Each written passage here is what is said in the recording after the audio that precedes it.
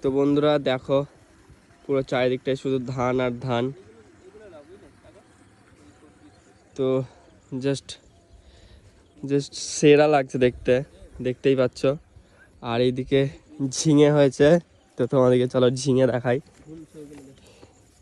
এই দেখো ঝিঙের গাছ, এই দেখো ধরেছে, এই অনেক ধরেছে দেখো। ইয়ো,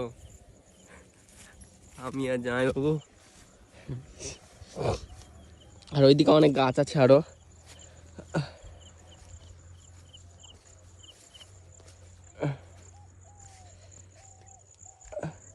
এই একদম পুরোটাই পুরো মাচান করে দিয়েছে, যেন ঝিঙেগুলো ধরার পর এরকমভাবে দেখা যায়, সেই জন্য।